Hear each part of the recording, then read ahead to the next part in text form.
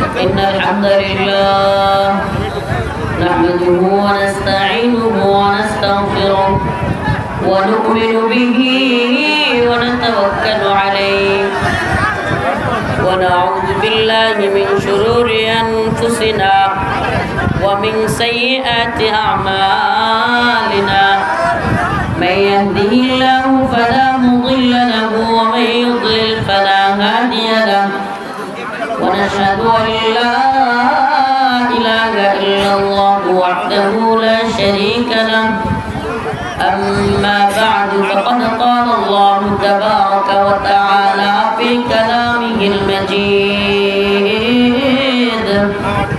وفرقانه الحميد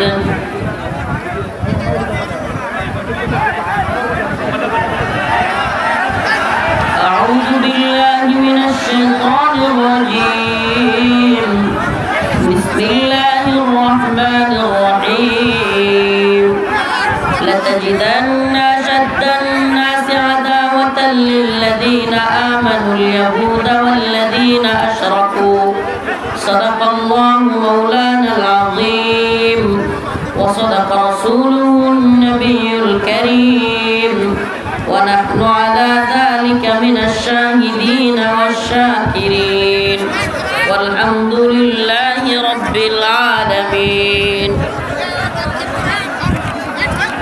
শিরুয়া বটতলা কেন্দ্রীয় জামে মসজিদের উদ্যোগে আয়োজিত শিরুয়া বটতলা শেরপুর বগুড়ার উদ্যোগে আজকের এই ইসলামী জলসার সম্মানিত ওলামায়ে কেরাম মুরব্বিয়ানে আযম প্রিয় যুবক ভাইরা শ্রদ্ধেয় মা ও বোনেরা স্নেহের ছোট ভাইরা আল্লাহ রাব্বুল আলামিনের দরবারে অসংখ্য অগণিত শুকরিয়া যে মহান রব্বুল আলামিন আপনাকে আমাকে দয়া করে মায়া করে ভালোবেসে কোরআন সুন্নাহর কিছু কথা বলার এবং শোনার জন্য এত সুন্দর ব্যবস্থাপনা করে দিয়েছেন সেজন্য অন্তরের অন্তঃস্থল থেকে কালিমাতুশ শুকর আদায় করে স্বতঃস্ফূর্ত আওয়াজ করে বলি আলহামদুলিল্লাহ। দয়া করে মঞ্চে আর কেউ কথা বলবেন না। আপনারা কি কোন বক্তা পাইছেন?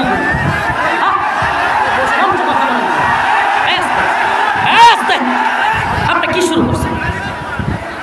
আপনারা মঞ্চে আরেকটা কথা বলবেন না। একজন আরেকজনের কানা পোষা, একজন আরেকজন সেলফি তোলা, তো ডিস্টার্ব হচ্ছে। এই বাবা প্লিজ, প্রোগ্রামে কিন্তু অন্যান্য জায়গায় লোক হয় না এমন না, আপনারা বগুড়া শেরপুরেই হয়েছে এমন না, কিন্তু দয়া করে একটু নিজেদেরকে আবেগটাকে নিয়ন্ত্রণ রাখতে হবে। এখানে অনিয়ন্ত্রিত আবেগ ক্ষতির কারণ হয়ে যাবে। আমরা খুতবা করতেছি, কোরআন তিলাওয়াত করতেছি, তবুও কিন্তু নিয়ন্ত্রণে আসতেছে না। তা আমি অল্প সময় দিব, অনেক দূর থেকে। আপনি জানেন আমি কি, আমার অবস্থাটা শুনবেন।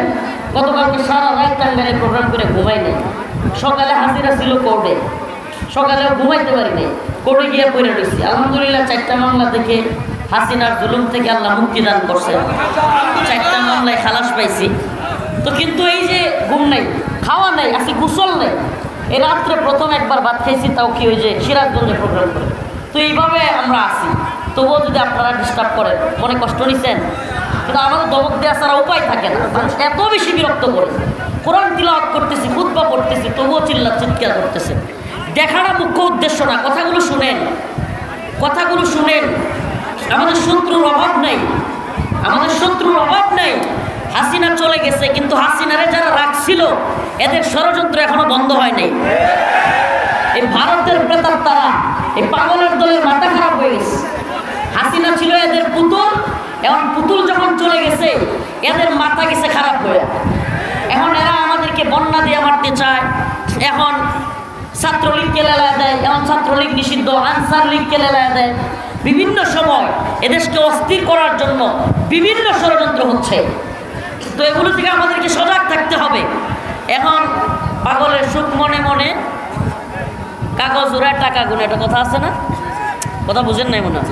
পাগলের সুখ মনে মনে, কাগজ উড়ায় টাকা গুনে। তো এরা এখন ডোনাল্ড ট্রাম্প নাকি ক্ষমতায় আইছে, এখন তাকে হাসিনা বাবু আবার আয়া বলবো। এটা কথা মনে রাখবেন, যদি কোনো জাতি সম্মিলিতভাবে কোনো জালিমকে শহীদের মিছিলের উপর দিয়ে বিতাড়িত করে, ট্রাম্পের বাপেরও ক্ষমতা নাই এদেশে আবারও হাসিনাকে বসায়।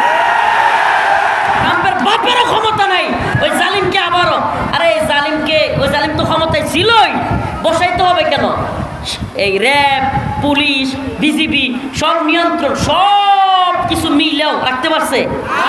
এখন কি আমেরিকার বাহিনী রাখবো নাকি তারে? এখন আবার আইলে পাড়াই তো মেরে লাগবো বাংলার জনগণ। তো এই জন্য সচেতন থাকতে হবে আমাদেরকে, সচেতনতা খুব জরুরি। আমি যে আয়াতে কারিমা তিলাওয়াত করেছি, লাতাজিদান্না শাদ্দান-নাসি আদাওয়াতাল লিল্লাযীনা আমানুল ইয়াহুদ, লাতাজিদান্না শাদ্দান-নাসি আদাওয়াতাল লিল্লাযীনা আমানুল ইয়াহুদ ওয়াল্লাযীনা আশরাকু। আল্লাহ রাব্বুল আলামিন বলেন, ও পৃথিবীর মুসলমান, জেনে রাখো পৃথিবীতে তোমাদের শত্রুতার জন্য সবচাইতে অগ্রগামী যে দুইটা দলকে পাবা, লাতাজিদান্না আশাদ্দান-নাস আদাওয়াতাল লিল্লাযীনা আমানুল ইয়াহুদ। এর প্রথম দল হলো ইহুদি। কোন দল? মুসলমানদের শত্রুতায় আল্লাহ বলতেছেন সর্বপ্রথম তোমরা যে দলকে পাবা এই দলটার নাম কি? ইহুদি। ইহুদি। এখন মিলায় দেখেন গোটা পৃথিবীতে বিগত 1 শতাব্দীর হিসাবও যদি করেন দেখবেন সবচাইতে বেশি নির্যাতিত মুসলিমদের একটা অঞ্চলের নাম হলো ফিলিস্তিন। এলাকার নাম কি? ওই ফিলিস্তিনের দিকে তাকায় দেখেন কারা যুগের পর যুগ মুসলমানদেরকে নির্যাতন করতেছে। এরা কারা? ইহুদি। এই ইহুদিরা যুগের পর যুগ মুসলমানদের উপর নির্যাতন নিপীড়ন করতেছে। তো আল্লাহ তো সেটাই বলেছে, লাতাজিদান্না আশাদ্দান-নাস আদাওয়াতাল লিল্লাযীনা আমানুল ইয়াহুদ। মুমিনদের সবচাইতে বড় শত্রুতা পোষণকারী হিসেবে তোমরা পাবে প্রথম দলের নাম হলো ইহুদি। প্রথম দলের নাম কি? আল্লাহ বলেন এর পরের দলের নাম হলো আল্লাযীনা আশরাকু। এরপরে হলো মুশরিক। কারা? এই ইন্ডিয়া 1975 পরবর্তী প্রায় 6 বছর এই হাসিনা নামক পুতুলটাকে নিজেদের মতো কইরা বিভিন্ন প্রশিক্ষণ দিয়া ভারতে রাইখা গড়েই তুলছিল বাংলাদেশের মুসলমানদেরকে, ইসলামকে ধ্বংস করার জন্য। 6 বছর দীর্ঘদিন। আপনারা কি দেখছেন বিগত দিনগুলোতে? কি দেখেছেন?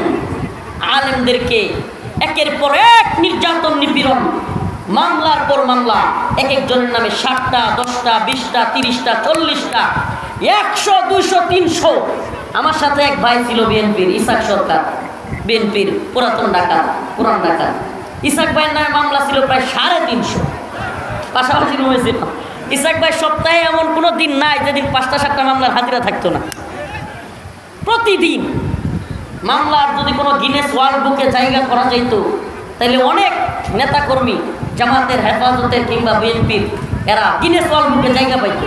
এত পরিমাণে মামলা দিয়েছে, আলেমদেরকে মামলা দিয়েছে, জেলে নিয়েছে, রিমান্ডে নিয়ে রিমান্ডের নামে নির্যাতন করেছে, অকথ্য ভাষায় গালিগালাজ করেছে, আলেমদের যৌনাঙ্গে ধরে চাপ দিয়েছে, আলেমদেরকে, দেশের সর্বজন শ্রদ্ধেয় আলেমদেরকে কারাগার থেকে মৃত অবস্থায় বের করতে হয়েছে। এগুলো মিথ্যা?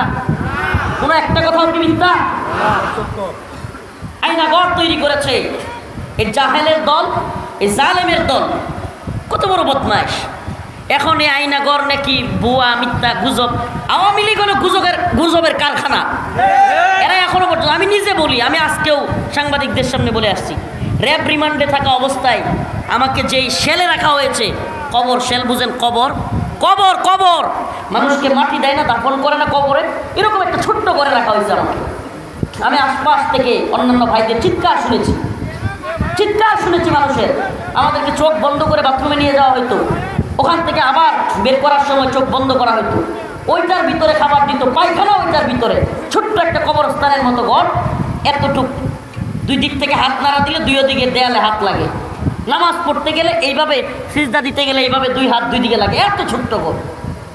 এর মধ্যে ওই ঘরের ভিতরে এতটুকু টয়লেট, টয়লেটে বসলে আপনার হাঁটু 2 সাইডে 2 দেয়ালে লাগে, এমন অবস্থা। আবার কি, টয়লেটের কোনো দেয়াল নাই, কিন্তু এখানেই দুর্গন্ধ, এখানেই খাও, এখানেই শুয়ে থাকো। তা আমি নিজে ভুক্তভোগী। এই দালালগুলো কি বলতে চায়? এরা কি বলতে চায়? আরে যাদের নেত্রী তাদেরকে ছেড়ে নেতা কর্মীদের বিপদে ফেলে পালিয়ে যায়, এই নেত্রীকে নিয়ে তোমার লজ্জা করা উচিত। গর্ব কেমনে করো? যেই নেত্রী নেতা কর্মীরা বিপদে রাইখা পালিয়ে যায়, ওরা নিয়ে গর্ব কেমনে করো? ওরা নিয়ে লজ্জা করা উচিত। তোমাদের একটা লজ্জাও নেই। এই কথাগুলো এত কষ্ট নিয়ে বলতাম না। আজকে ইন্ডিয়ার হিন্দুত্ববাদী দালাল এই রয়ের এজেন্ডা বাস্তবায়নের জন্য আমি আজকে অসংখ্য মিডিয়ার সামনে, কতগুলো মিডিয়া বাংলাদেশের মেইন স্ট্রিম এই কথাগুলো বলে আসছি, একটাও প্রচার করে নেই। প্রচার করছে আমার বাংলা জামিন হয়েছে, এটা ঠিকই প্রচার করছে, কিন্তু ভারতের বিষয়টা বলছি এখনো পর্যন্ত আমাদের বাংলাদেশের হিন্দুত্ববাদীদের দখলে। আপনি কল্পনা করতে পারবেন না, বাংলাদেশের যেই সেক্টরটা সবচাইতে বেশি রয়ের হাতে, এটার নাম হলো মিডিয়া। সবচাইতে বেশি রয় দখল করা জায়গাটা হলো মিডিয়া। মিডিয়াকে এত বেশি পুরস্কার দিয়া, থ্রেট দিয়া, ভয় দেখায়া, নারী দিয়া, বিভিন্ন হোটেলে ধরা খাওয়ায়া, অনেক পত্রিকার সম্পাদক এই বদমাশগুলো লুচ্চা, এই লুচ্চাগুলো বিভিন্ন গিয়া হোটেলে থাকছে মেয়েদের সাথে, রয়গুলোর ভিডিও করে রাখছে, এখন আর লড়তেও পারে না, রয়ের দালালি করা শুরু করছে। এগুলোর তথ্য আমাদের কাছে আছে। তো এরা কি করলো দেখেন, চট্টগ্রামে কি হয়েছে আপনারা অনেকে ঠিক মতো জানেনই না, অথচ বাংলাদেশের ইতিহাসের সবচেয়ে ভয়ঙ্কর একটা ঘটনা ঘটছে। চট্টগ্রামে হিন্দুত্ববাদী ইসকনের সদস্যরা মুসলমানদের দোকানপাট গিয়ে ভাঙচুর করতেছে। আপনি কল্পনা করতে পারেন? এরা নাকি সংখ্যালঘু। এরা কি কর? এরা কি? আমার কথা কি বুঝতেছেন না?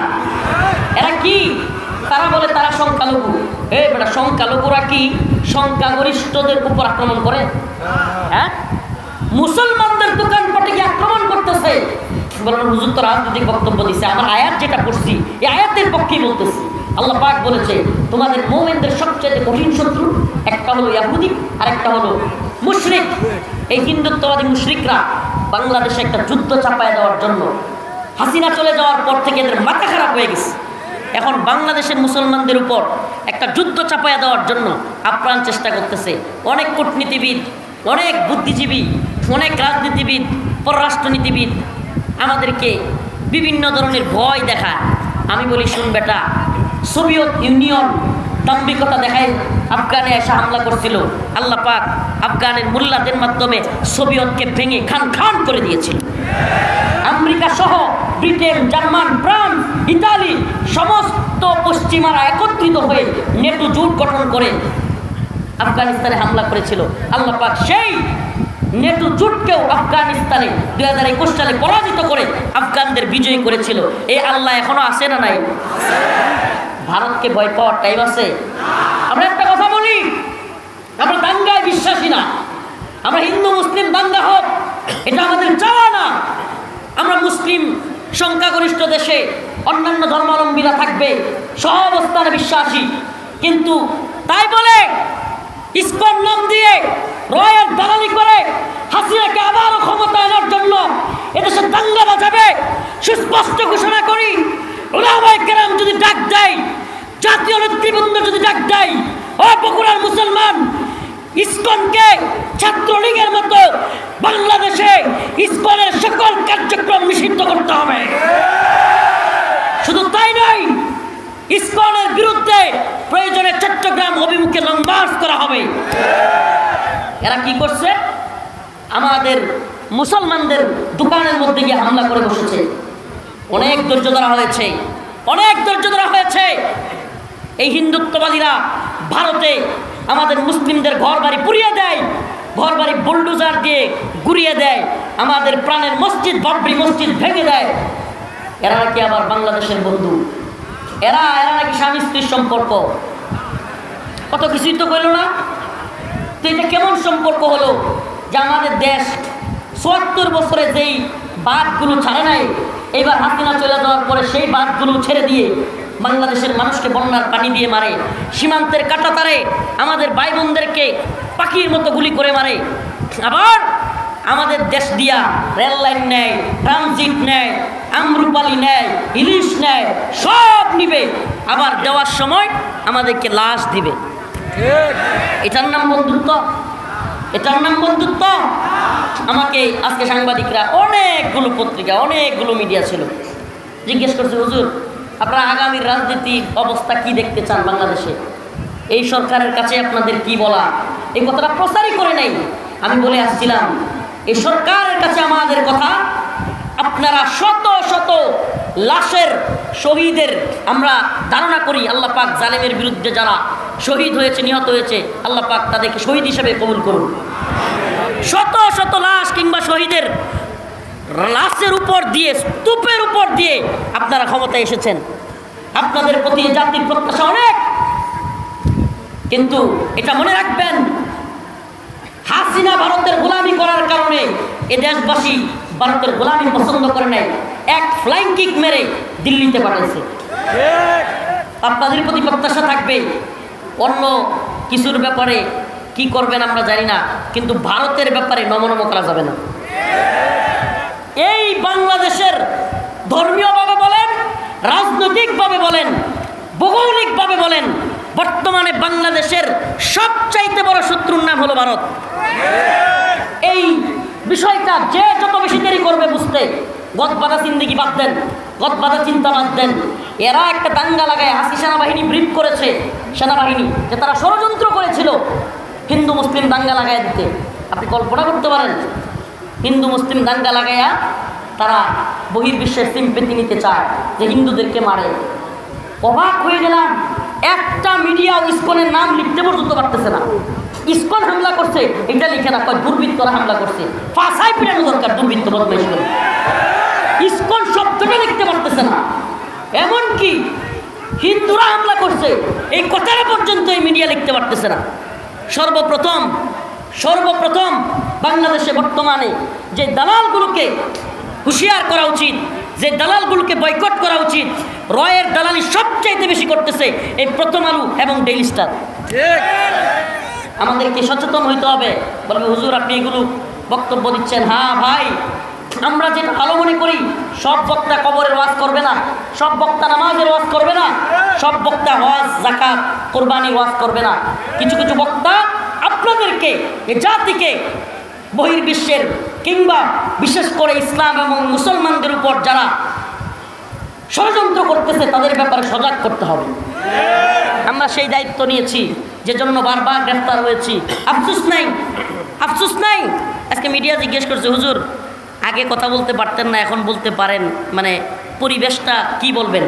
আমি বলছি ভাই, এটা নিয়ে আমার বিন্দুমাত্র মাথা ব্যথা নেই। অন্য কে কি বললো আমি জানি না, কিন্তু আমি আগেও যা বলার বলছি, এখনো যা বলার বলি। আমার আগেও যা ছিল, এখনো যা, আলহামদুলিল্লাহ। কারণ আমরা ভয় পাই কাকে? আমরা ভয় পাই কাকে? আল্লাহর ক্ষমতায় বিশ্বাসীরা পৃথিবীর কোনো ব্যক্তির ক্ষমতায় বিশ্বাস করে? পৃথিবীর কোনো ব্যক্তি, আর মিয়া জামাল গোটা খাওয়া দিয়ে পাতলা পায়খানা হইলে পৃথিবীর কোনো ব্যক্তি বিছনা থেকে উঠতে পারবে? তা যেই মানুষ যত ক্ষমতাসীন হোক, বিছানা থেকে উঠতে পারে না পাতলা পায়খানা হইলে, এরে ভয় পেয়ে লাভ আছে? কথা কয় না। সারা পৃথিবীর সমস্ত ক্ষমতাসীনরা মিলে আমাকে 1 মিনিট বাঁচায় রাখতে পারবে বেশি? কথা কয় না। কারণ তাদেরকে কি ভয় পাবো? ভয় পাবো কাকে? এজন্য বলি প্রিয় হাজিরিন, ও বগুড়ার মুসলমান, সুস্পষ্ট বলি আপনাদেরকে, আল্লাহ পাক বলে দিয়েছেন পররাষ্ট্রনীতিবিদ আল্লাহর চাইতে বড় কেউ নেই। আল্লাহ বলেছেন লাতাজিদান্না আশাদ্দান নাস, মানুষদের মধ্যে সবচাইতে বেশি আদাওয়াতাল লিল্লাযিনা আমানু, মুমিনদের শত্রু হিসেবে আল ইয়াহুদ ওয়াল্লাযিনা আশরাকু, 1 নম্বর হলো ইহুদি। অতএব মুসলিমদের পররাষ্ট্রনীতি হবে, মুসলিমদের পররাষ্ট্রনীতির ক্ষেত্রে আল্লাহ পাকের কোরআনের এই ঘোষণা মানতে হবে যে মুসলিমরা ইহুদিদেরকে কখনো বন্ধু মনে করবে না। মুসলিমরা ইহুদিদেরকে কি মনে করবে না? আল্লাহ পাক অন্য এক আয়াতে বলেছেন, ওয়ালান তারদা আনকাল ইয়াহুদ ওয়ালান নাসারা হাত্তা তাত্তাবিআ মিল্লাতাহুম, ওয়ালান তারদা, তোমাদের প্রতি তারা কখনোই রাজি খুশি হবে না, আনকাল ইয়াহুদ ওয়ালান নাসারা হাত্তা তাত্তাবিআ মিল্লাতাহুম, ইহুদি খ্রিস্টান কিংবা মুশরিকরা মুসলমানদের প্রতি কখনোই রাজি খুশি হবে না যতক্ষণ না পর্যন্ত হাত্তা তাত্তাবিআ মিল্লাতাহুম, তারা মনে করবে তোমরাও তাদের দলের লোক। আমার কথা মনে হয় বুঝাইতে পারিনি। মুসলমানদের প্রতি এরা কখনো খুশি হবে না। কখন খুশি হবে? যখন দেখবে তাদের দলের লোক আমরাও হয়ে গেছি। তাইলে কি বোঝা গেল? ইন্ডিয়া হাসিনার প্রতি এত খুশি কেন? কারণ ইন্ডিয়া মনে করে হাসিনা মুসলমানদের দলের লোক না, তার দলের লোক। কথা বলেন, যদি হাসিনার প্রতি এতই খুশি তার মানে কি? আল্লাহ নিজে বলেছেন وَمَن يَتَوَلَّهُم مِّنكُمْ فَإِنَّهُ مِنْهُمْ إِنَّ اللَّهَ لَا يَهْدِي الْقَوْمَ الظَّالِمِينَ। তোমাদের মধ্যে কেউ যদি তাদের সাথে গিয়ে মিলেমিশে চলে, তাদের সাথে মাখামাখি করে, তোমাদের বিরুদ্ধে যায়, তবে বুঝো সে তোমাদের দলের লোক নয়। وَمَن يَتَوَلَّهُم مِّنكُمْ فَإِنَّهُ مِنْهُمْ, সে যেন তাদের দলেরই লোক। এগুলো একটা আমার কথা না আল্লাহর কথা। তাইলে আপনি কি আল্লাহর চাইতে বড় পররাষ্ট্রনীতিবিদ হয়ে গেছেন? আজকে দেখলাম ছাত্রলীগ করে আমার এলাকা কিংবা বিভিন্ন এলাকার ফেসবুকে তো দেখি, ওমা এটা কি ট্রাম্প ক্ষমতায় এসে তারা পার্টি দিতেছে, গানের আসর বসাইছে, হায় রে খুশি, হাসিনা বুবু আয়া উঠতেছে। এই মগার দলের বলি, প্রথমেই বলছিলাম আবারও বলি, হাসিনা ক্ষমতায় ছিল, কেউ ভোট দিয়া নির্বাচন করে তারা ক্ষমতার থেকে সরাইছে? হ্যাঁ, পুলিশ তার পক্ষে ছিল, বিডিআর, র্যাব সব তো তার পক্ষে ছিল। তারা তো সংসদ ভবনে 40 মিনিটের শেষ ভাষণ নিতে হয়তো পারলো না। তো এখন কি আমেরিকার বাহিনী দিয়ে তারা রাখবো নাকি বাংলাদেশও? জনগণ কি হেডি আছে নাকি মরে গেছে সব? জনগণ কি ওইগুলো আছে না সব মরে গেছে? হ্যাঁ, আপনারা কি এখনই হাসিনার জুলুম ভুলে গেছেন নাকি? আমি তো বলি 48 মিনিট দেরি হইলে হাসিনারে পাওয়া যেত কই জানেন? জনগণের লোকের সিপাই। এছাড়া উপায় নাই, কারণ লোকের সিপাইও কে পাইল? কেউ কইল আমি লোককে সিপাতো তো না, চিমড়ায় নিয়ে আসতো, চিমড়ায়া। জনগণের খুব এত পর্যায়ে গেছে, এটা 1-2 দিনে হয় নাই। অনেকে অনেক ধরনের বিশ্লেষণ করে। আমি কি করি জানেন? আমি কি বলি, 2013 সালে শত শত আলেম ওলামা হাফেজ ছাত্রদেরকে রাতের গভীরে হাসিনা গুলি করে মারে নাই? আপনার কি মনে হয় মানুষের মধ্যে এই সিম্পেথি, দরদ কাজ করে নাই? আল্লামা দেলোয়ার হোসেন সাঈদী রাহিমাহুল্লাহ এদেশের লক্ষ লক্ষ যুবকদের মহাব্বতের মানুষ, এই দল আর ওই দল নাই, সব দলের মানুষ দেলোয়ার হোসেন সাঈদী রাহিমাহুল্লাহকে ভালোবাসত। এই লোকটাকে হত্যা করে হাসিনা বের করছে, এই খুব কি জনগণের মধ্যে ছিল না? আপনার কি মনে হয় খুব 1-2টা জমা হয়েছিল জনগণের? এত খুব একসাথে জমা হয়েছে যে হাসিনার মাংসের নখের মধ্যে হাসিনার মাংস পাওয়া যেত না। আর এখন হাসিনারে নিয়ে আইব বাংলাদেশে, তাহলে ট্রাম্পের নিজের এনে থাকতে হইব আর আমেরিকার বাহিনীও লাগবে। এরপরে মানুষ আমেরিকার বাহিনীর বিরুদ্ধে বিদ্রোহ ঘোষণা করতে পারে। এত চারটেখানি মনে করছেন? পৃথিবীর ইতিহাসে লিখে রাখেন কথাটা আজকে, পৃথিবীর ইতিহাসে কোন স্বৈরাচারকে জনগণ অভ্যুত্থানের মাধ্যমে বিতাড়িত করেছে আবার ফিরে আসছে ইতিহাস নেই। এর লিগে কইছি যে পাগলের সুখ, আজকে ফেসবুকে আমি পোস্ট করছি যে পাগলের সুখ মনে মনে কাগজ ওড়ায় টেহা গুনে। কি ওড়ায়? এই পাগলের সুখ মনে মনে কাগজ ওড়ায় টেহা গুনে। এদের সুখ হইল মনে মনে।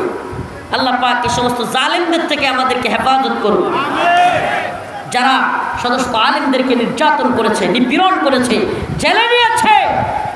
আরে শেখুল হাদিসের সন্তান,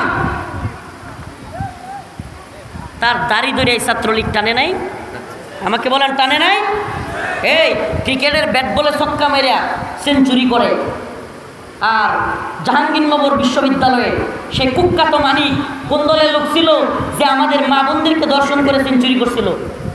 কথা কয় না, কোন দল? সব ভুলে গেছেন আপনারা। বাঙালি কিন্তু সহজে বলে যায়, আমরা বলি না। ছেলেকে আম করে সবার আগে জেলে নেয়, আমরা তো ছাড় দিই না। মানিক জাহাঙ্গীরনগর বিশ্ববিদ্যালয়ের 100 আমাদের বোনদেরকে ধর্ষণ করে মিষ্টি বিতরণ করেছিল। সে কোন দলের লোক? হিন্দু ছেলে বিশ্বজিৎ। সে বলছিল আমি কাপড় খুললে দেখায় আমি হেফাজতের লোক না, বেটা দেখ আমি হিন্দু, আমরা মারিস না। তবুও মারছিল। কোন দলের লোক? কথা কয় না, আওয়ামী লীগ ছাত্রলীগ, তাই তো? আমার ভাই আপনার বাহাককে বুয়েটে হত্যা করেছিল কারা? কথা কয় না। এই এরা কথা কয় না। এই এমপি সাবেক কষ্ট পাইছে, আমারও তোরা করতেছে আপনাদের প্রতি। এ আপনাদের চেতনা কই গেল গা? জাতির পিতা কি? শেখ মুজিব। জাতির পিতা বলেন, জাতির পিতা ইব্রাহিম। শেখ মুজিব ঘোড়ার ডিম। জাতির পিতা ইব্রাহিম, শেখ মুজিব ঘোড়ার ডিম। মুসলিম জাতির পিতাকে এটা কইতে আপনাকে লজ্জা লাগে মিয়া? জান্নাতে যাইতে পারবেন? জাতির পিতা শেখ মুজিব মানতে পারবেন?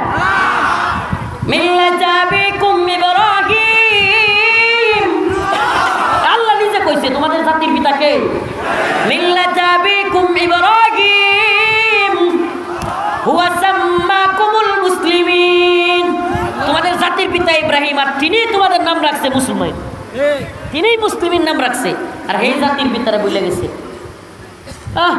16-17 বছর হায় রে কি করে নাই।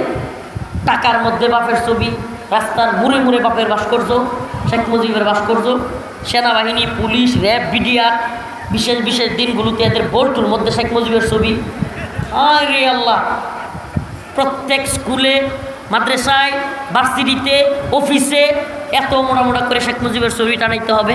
আচ্ছা বলেন, 16 বছরে এত কিছু কইয়া 16 মিনিট পরে কি হইল? কল্লা ধরে মারো টান, মুজিব হয়েছে খান খা। কথা কেন সত্য না মিথ্যা? ওলার পানে দেন 17 বছরে জাতির পিতা এইটা সেইটা বইয়ের মধ্যে, খাতার মধ্যে, কলমের মধ্যে, অফিসের মধ্যে, ভাস্কর্যের মধ্যে, টাকার মধ্যে, এই পুলিশের এই বোল্টুর মধ্যে সব জায়গায় লাগাইল। 16 মিনিট পরে গোলাবান গিয়ে কল্লার দইরা টাইনে বাইর করে আর দইরা দইরা সুবাইডারে। এই দেখেন না আপনারা ভিডিও? কি সম্মান অর্জন করলা বাপের? নাকি ঘৃণার পাত্র বানাইলা? আরো সম্মানী একটা ব্যক্তি বাংলাদেশের জন্য যতটুকুই করছে তার সম্মানটা আরো হানি করলো কিনা? কথা কয় না, হানি করছে কিনা? শত শত বছর আগে মুহাম্মদ আরবি চলে গিয়েছে, গোটা পৃথিবীতে একটা ছবি নাই, একটা ভাস্কর্য নাই, কোনো বল্টুর মধ্যে নাই, কোনো হসপিটালে, স্কুল, ভার্সিটিতে তার ছবির দরকার নাই। আল্লাহ ওয়াল্লাহি বিল্লাহি, খোদার কসম, এখনো নবীকে নিয়ে পৃথিবীর আনাচে কানাচে একটা কথা বিরুদ্ধে বললে শত শত কোটি একসাথে মুসলিমরা গর্জে উঠে তাদের বিরুদ্ধে।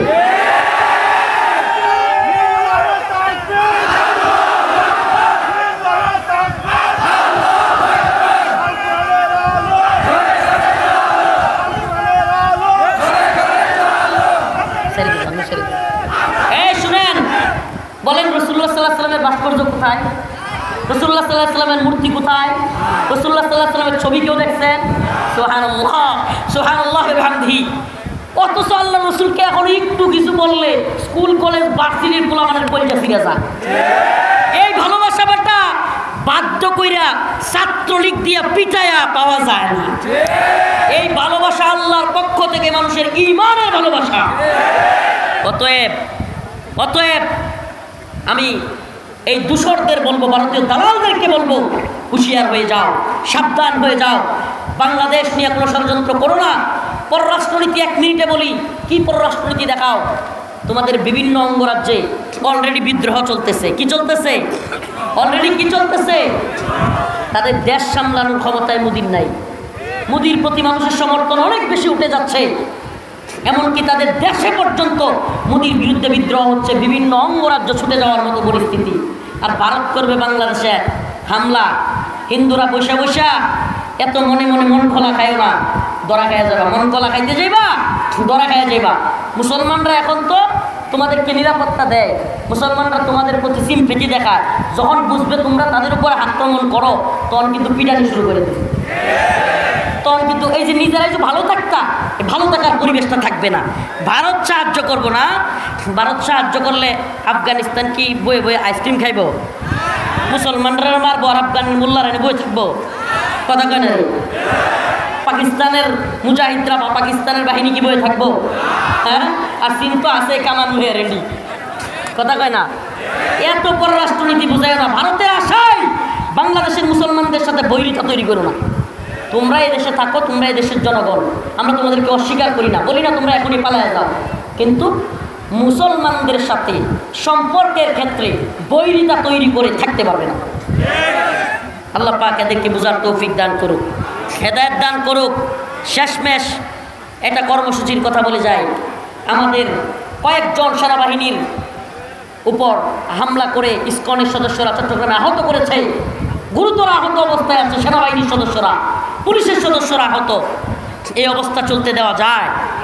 আমরা বর্তমান সরকারকে বলি, আপনারা ভারতের ব্যাপারে নমনীয় হবেন না, ভারতের ব্যাপারে নির্লজ্জ হাসিনার মতো পররাষ্ট্রনীতি অবলম্বন করবেন না, কঠিন পদক্ষেপ নেন। বাংলাদেশের জনগণ আপনাদের পাশে থাকবে, উলামায়ে কেরাম আপনাদের পাশে থাকবে, কথা দিলাম ইনশাআল্লাহ।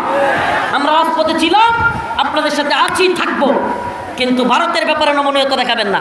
ভারতে ইলিশ পাঠায় মুদিরে খুশি করার দরকার নেই। অতএব আমাদের আপনাদের এই বগুড়াবাসীর প্রতি আমার একটা মেসেজ সর্বশেষ, এভাবেই যদি চলতে থাকে ইনশাআল্লাহ ইসকন নিষিদ্ধ হওয়ার জন্য ডাক আসে, আপনারা তৈরি আছেন তো ইনশাআল্লাহ? ডাকামুখী যদি ডাক আসে যে ইসকনকে নিষিদ্ধ করতে হবে, ইসকন এক ভয়ঙ্কর ষড়যন্ত্রে লিপ্ত, তাহলে ইনশাআল্লাহ আছেন তো? ছাত্রলীগের মতো ইসকনকেও বাংলার জমিনে নিষিদ্ধ করা হবে ইনশাআল্লাহ।